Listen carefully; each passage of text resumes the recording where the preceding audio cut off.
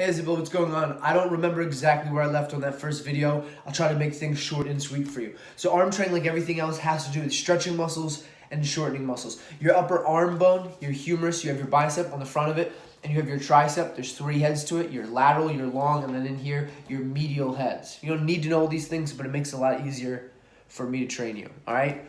So like every other muscle, it's all about shortening muscles and stretching them to their maximal capacity in a safe way. So for example, if I'm extending my arm and I'm squeezing the back of my arm, I've maximally shortened my tricep, but I've stretched out my bicep.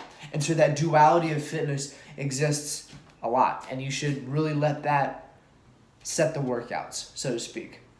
So the primary use of your bicep is actually not to bend your arm, it's to supinate, to twist your wrist to shorten the head of the bicep. So if you're doing something like alternating dumbbell curls, it's really important that we're not just going here and hugging our body. We're keeping that elbow twisted in. We're keeping it slightly in front of our rib cage. And then Isabel, that's it. Then it's all flexion at the elbow, twisting our wrist. And this is how you would do a dumbbell curl. I think that the arms respond to slightly higher volume, rep range, meaning like you should be getting sets of 15 to 25, but that doesn't mean light. I can't stress it enough. Muscles are scar tissue. So you want to work on progressively overloading through heavier weight, not just higher repetitions. Higher repetitions, it's a misnomer, Isabel. It doesn't tone the muscles per se. That has to do with diet and manipulating how much water you hold in your body and your calories and things like that.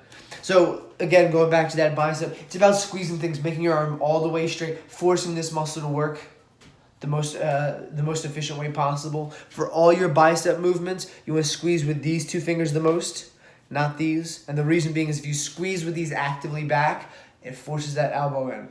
And your wrist, your elbow, and your shoulder all need to be in line. When you start doing any kind of curl, Isabel, and your elbows start externally rotating, going away from your rib cage, problems. You don't want to do that. So actively squeeze with your pinky on all bicep movements. Keep your wrist stiff. You're not doing this. Your mother has a real issue with this.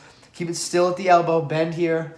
And actively squeeze. Don't do the passive movement. Actively think about when you're doing any kind of curling movement that you're putting the bar through your throat and you're shortening this distance.